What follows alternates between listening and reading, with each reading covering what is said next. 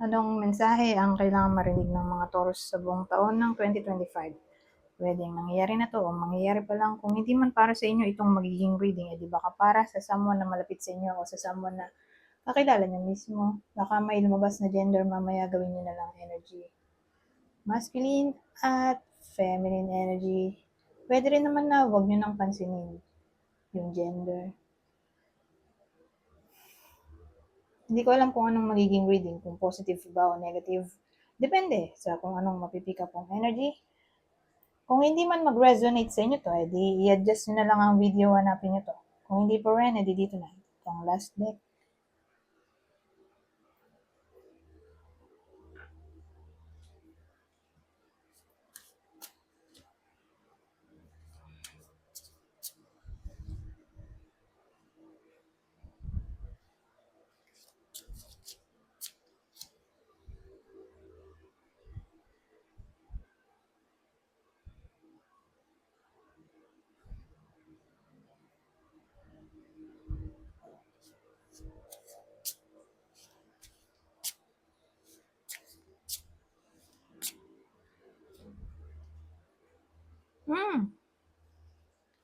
So, magsimula na tayo.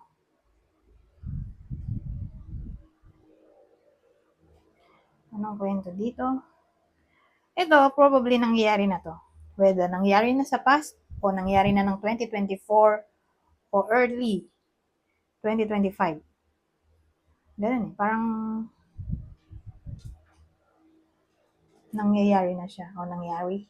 O sabihin natin kung kailan napanood ng viewer to. Basta ang dating nangyayari na to o nangyari na rin nga may pain. In pain. O broken hearted siguro yung iba sa inyo.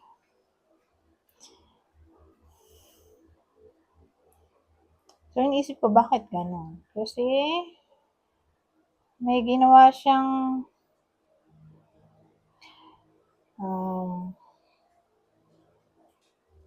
parang something na unimaginable.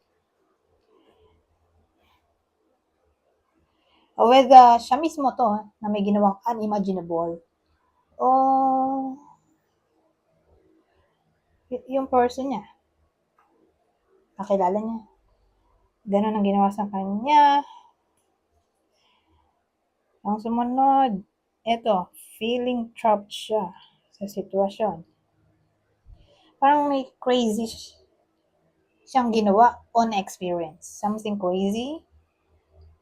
At ito nga, naging siya, feeling trapped. In a way, na hindi siya makalis. Hindi siya makapag-desisyon kung anong gagawin niyang next move. Pero ang ending card ay Chariot. So, ibig sabihin, kung na-confuse siya, bandang huli, ito na nga, magkakaroon na siya ng clarity. Kasi victory card to. Ano kaya tong the Fool? No? Para mag-cause ng feeling trapped. Ano yung something na unimaginable?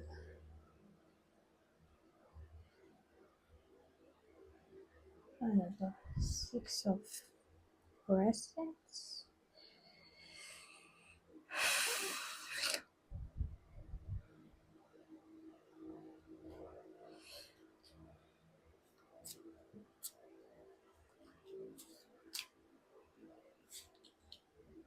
Six ulit. Ano yun? Hindi siya kita. Ganito na lang. Ay, dito na lang. Yan. So, in-clarify natin ng the Fool at ito ang lumabas. Four of Presents at Six of Potions.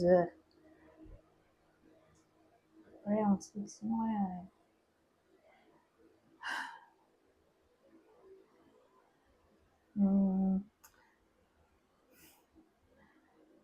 Siguro tungkol to sa employment, sa workplace, Either siya yung gumawa ng parang kalokohan sa workplace o siya yung naka-experience ng kalokohan sa workplace. Sabihin natin may gumawa ng kalokohan sa kanya, ka-workmate niya. Yun yung unang scenario. Yun yung unimaginable na pangyayari. Parang di mo lubos sa kalain o parang something crazy.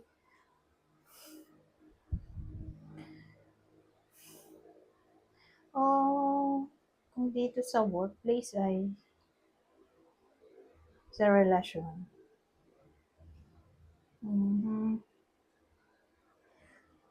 So, yung unimaginable ay cheating ba to? Pwede.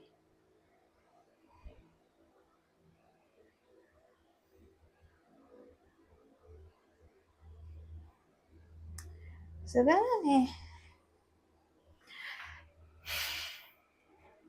Anyways, kuha tayo ng ibang clue.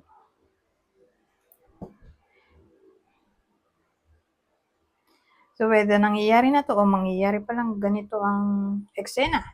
Kung nangyayari na to, iasahan nga natin na maayos na yung problema. Pero kung mangyayari pa lang, wag din masyadong mamroblema dahil chariot ang dulo. So, ibig sabihin, oo, medyo problematic. Pero malalampasan din ng iba sa inyo itong problema. So, sino yung tatamaan ng reading natin? Ito yung clue. Okay? Clue, pwedeng tumama sa inyo o sa person nyo o sa kakilala nyo na pwedeng ka-workmate kasi may nasabi akong parang may gagawa ng kalokohan, di ba?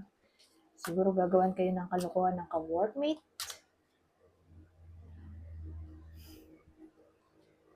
O kayo ang gagawa ng kalokohan sa ka-workmate. OMG. So again, case-to-case basis kasi. So yung clue natin pwedeng tumama sa inyo, sa person nyo, o sa ka-workmate. Pwede nangyayari na to o mangyayari pa lang. So dahil tatlo yung involved na tao, gawin natin 8.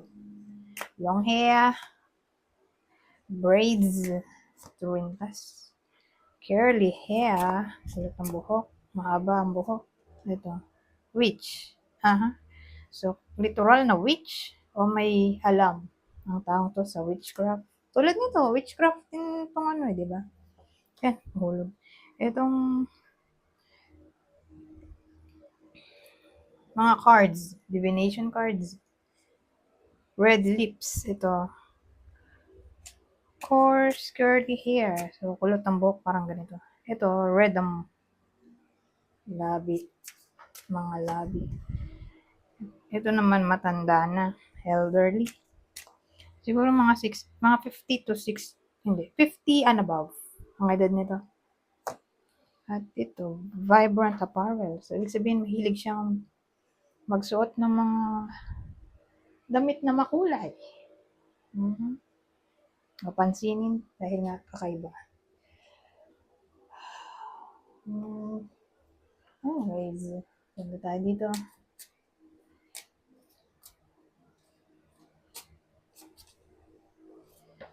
Sorrow. Bakit kaya?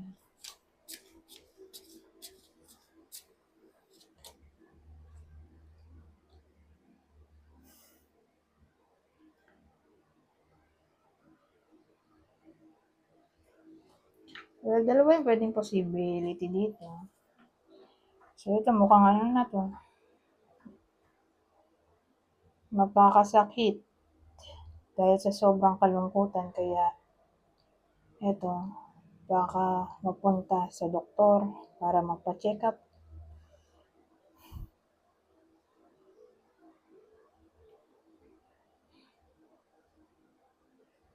Pero kung nangyayari na to, dun siya positive. Nangyayari na ng 2024 o habang pinapanood ng iba sa inyo itong reading, regardless kung anong buwan. At yun nga, na-experience nila itong sorrow.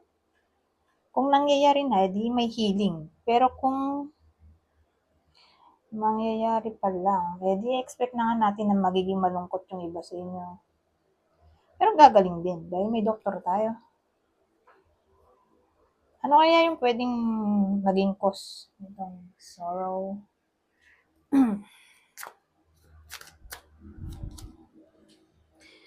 So, ito yung pwedeng cause ng sorrow natin.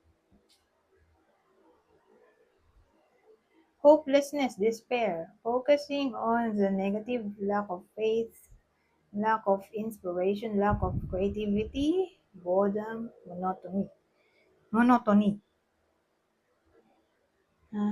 So, yan yung ano, pwedeng cause.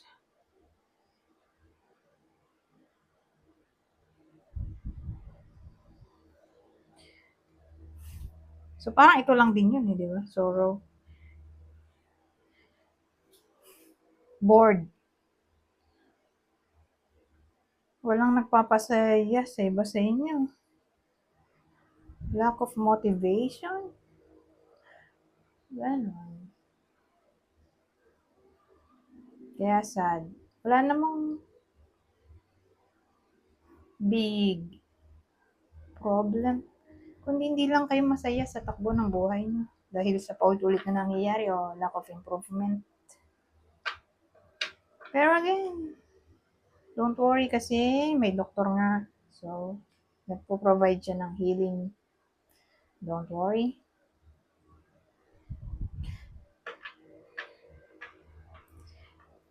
So, kung mangyayari pa lang to, again, wag din masyadong mag-alala.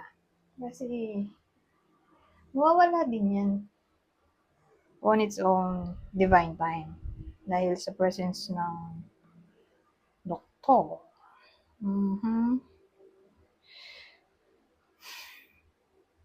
O siguro, sa tulong ng someone na professional.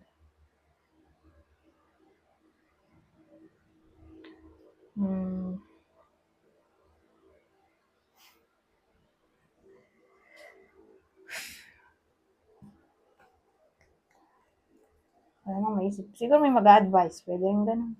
Someone na wise, may mag-advise sa inyo. Pwede rin ganun. Na may enlighten yung iba sa inyo sa kanilang mga pinaproblema.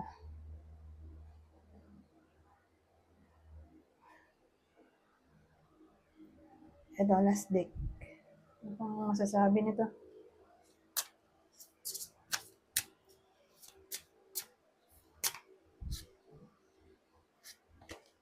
Wait. Don't rush into action right now. Bide your time for better results. Ibig sabihin may mga bagay-bagay na hindi pa dapat mangyari agad. Kailangan nyo kasi maghintay. So, ibig sabihin may mga wish kayo na hindi pa siguro matutupad ngayong 2025.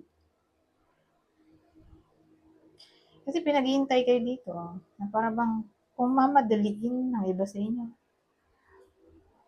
Ang anything na dinidesire ng iba sa inyo mukhang papalpak.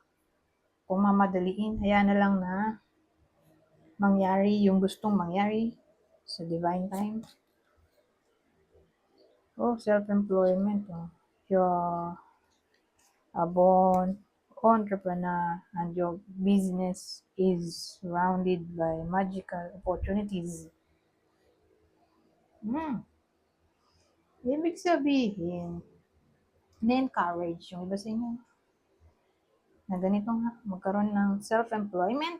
Tulad ko, self-employment to. Kasi di ba, yung unang reading natin sa tarot, may nabanggit akong employment, di ba? May gagawa ng kalokohan sa inyo. A workmate.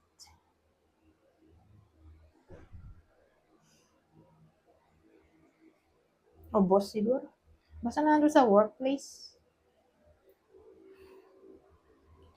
Na siguro, kung ganun nang mangyayari, baka mag-lead sa termination, resignation. Na kung mawalan man ng work yung iba sa inyo, in-encourage ang self-employment. Anyways, hanggang dito na lang. Goodbye. So,